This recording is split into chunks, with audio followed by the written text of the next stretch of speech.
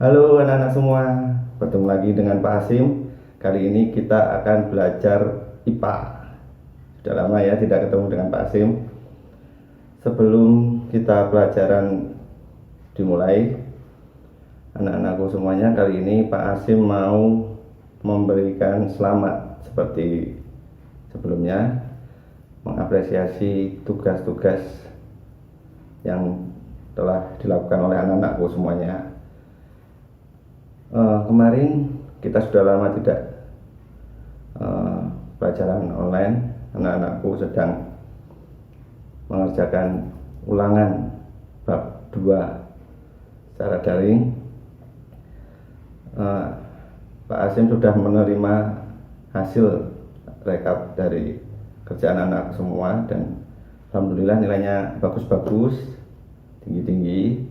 Nah, untuk itu Pak Asim mengucapkan selamat untuk anak-anakku yang mengerjakannya dengan cepat, dengan tepat, dengan benar. Ini dia, saya bacakan satu persatu. Di kelas 8A ada Alifah Nur Hasanah dengan nilai 95. Ini tercepat ya. Semua daftar nama ini adalah yang tercepat. Di kelas B ada Safira Hairunisa, nilainya 95. 8C Dini Pramudiarti, nilainya 90. 8D ada Nadila Meutia Ramadhani, nilainya 90. Di kelas 8E ada Noni Briliantias, nilainya 100. Di kelas 8F ada Syahwa Ferry Permata, nilainya 100. Di kelas 8G ada Iqbal Nasik, nilainya 85. Oh ya, ini tidak hanya tercepat tapi ini juga tertinggi.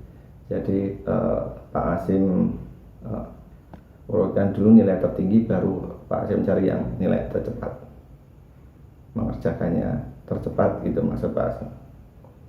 Nah, selamat Pak Asim mengucapkan buat anak-anakku yang sudah mengerjakan ini dengan semangat, dengan sungguh-sungguh dan cepat pula. Semoga anak-anakku dapat mempertahankan prestasi ini untuk di ulangan-ulangan selanjutnya. Oke, di pelajaran kali ini anak-anakku boleh mempersiapkan buku tulisnya, buku paket LKS untuk mencatat ya. Karena dengan mencatat anak-anakku nanti bisa lebih mudah menghafal, lebih mudah mengingat kembali memori-memori yang lalu. Siapa tahu nanti catatan anak-anakku bisa dipergunakan saat mau ulangan, belajar di rumah gitu kan. Nanti, oh iya saya pernah mencatat, dibaca lagi nanti buat ulangan berikutnya. Oke, sudah disiapkan bukunya anak-anakku? Kalau sudah, kita mulai pembelajarannya. Apakah kamu pernah mengamati bagian-bagian tumbuhan? Tersusun atas organ dan jaringan apa saja? Apakah kamu tahu struktur dan fungsi dari masing-masing organ dan jaringan penyusun tumbuhan? Untuk menjawab itu semua, kita akan mempelajari struktur dan fungsi akar, batang, daun, dan bunga pada bab struktur dan fungsi tumbuhan. Tumbuhan merupakan makhluk hidup yang berperan dalam menyediakan oksigen, karbohidrat, protein, lemak, vitamin, dan mineral bagi manusia serta berbagai jenis hewan yang ada di bumi. Oksigen dibutuhkan oleh manusia dan hewan untuk proses pernapasan, karbohidrat dan lemak sebagai sumber energi, protein sebagai zat pembangun tubuh, vitamin dan mineral berfungsi membantu reaksi-reaksi dalam tubuh. Struktur dan fungsi jaringan tumbuhan banyak yang menginspirasi manusia dalam mengembangkan teknologi. Kita akan mempelajarinya satu persatu. Perhatikan gambar di samping. Kita akan mempelajari struktur dan fungsi akar, batang, daun, dan bunga. Tumbuhan dibedakan menjadi dua, yaitu tumbuhan tidak berpembuluh dan tumbuhan berpembuluh. Pada tumbuhan tidak berpembuluh, kita kenal adanya tumbuhan lumut. Sedangkan pada tumbuhan berpembuluh dibagi menjadi dua, yaitu tumbuhan paku dan tumbuhan berbiji. Tumbuhan berbiji ini masih dibagi lagi. Kita mengenalnya ada tumbuhan biji terbuka dan tumbuhan biji tertutup. Pada bagian ini kita akan mempelajari lebih dalam tentang tumbuhan berpembuluh. Secara umum, organ penyusun tumbuhan berpembuluh dapat dikelompokkan menjadi organ vegetatif dan organ generatif. Organ vegetatif merupakan organ tumbuhan yang berfungsi untuk mendukung pertumbuhan dan perkembangan tumbuhan, terutama berguna untuk penyerapan, pengolahan, pengangkutan, dan penimbunan zat-zat makanan. Organ vegetatif tumbuhan berpembuluh terdiri atas akar dan daun serta batang. Organ generatif merupakan organ tumbuhan yang berfungsi dalam proses perkembangbiakan secara generatif dan didahului oleh peristiwa perkawinan. Pada tumbuhan biji tertutup atau Angiospermae, organ generatif terdiri atas bunga, buah, dan biji. Gambar di samping ini merupakan struktur dan fungsi akar. Ada akar serabut di sebelah kanan dan ada akar tunggang di sebelah kiri. Akar merupakan organ tumbuhan yang umumnya berada di bawah permukaan tanah, tidak memiliki buku-buku, tumbuh di pusat bumi atau menuju titik air, warnanya tidak hijau, bisa dikatakan keputih-putihan atau kekuning-kuningan, dan memiliki bentuk meruncing. Nah, apa sih fungsi akar? Akar berfungsi untuk yang pertama menambatkan tubuh tumbuhan pada tanah. Kedua, menyerap air dan mineral dalam tanah. Ketiga, menyimpan cadangan makanan. Yang keempat, menyerap oksigen atau untuk bernapas.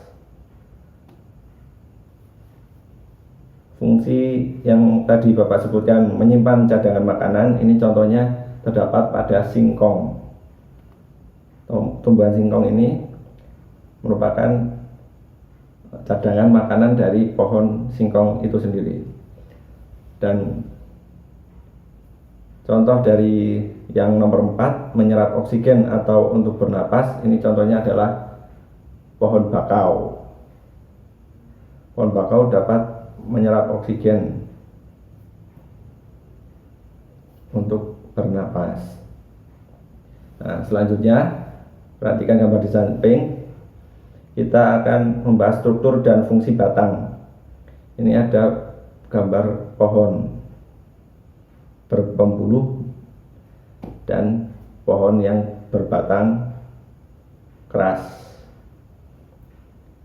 Pada umumnya, tumbuhan yang ada di sekitar kita memiliki batang yang berdiri tegak di atas tanah serta mendukung cabang, daun, dan bunga.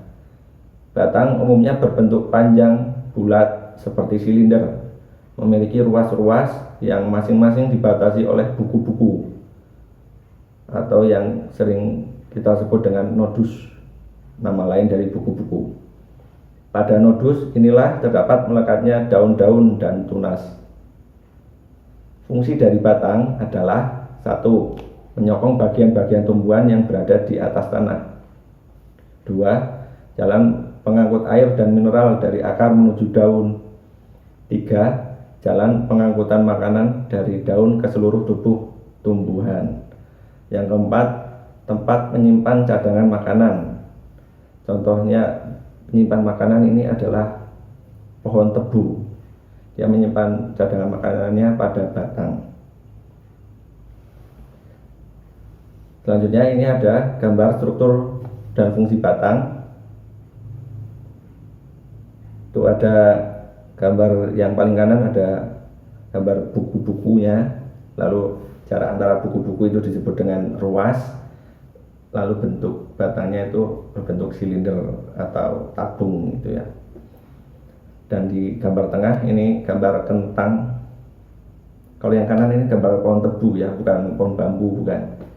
Bentuknya memang mirip-mirip antara bambu dan tebu, tapi ini gambar pohon tebu. Yang penyimpan cadangannya tadi ada di batang. Yang di tengah ini penyimpan cadangannya ada di akar, namanya ubi. Nah, dia menyimpan cadangannya di amilum. Butiran amilum ini gambarnya yang di lingkaran tengah itu, yang warnanya abu-abu, memiliki amilum.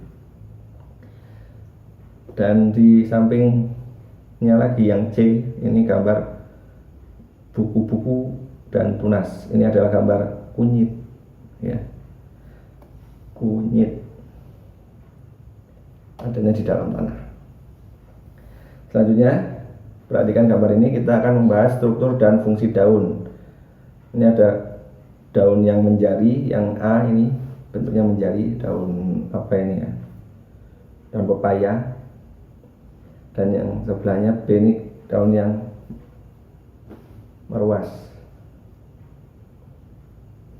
Daun merupakan organ tumbuhan yang menempel pada batang, biasanya berbentuk tipis, lebar, dan banyak mengandung warna hijau yang dinamakan klorofil. Tumbuhan monokotil memiliki perurutan daun yang sejajar. Tumbuhan monokotil memiliki peruratan daun yang sejajar. Peruratan itu yang garis-garisnya urat. Sedangkan tumbuhan dikotil memiliki peruratan daun menjala. Daun memiliki beberapa fungsi.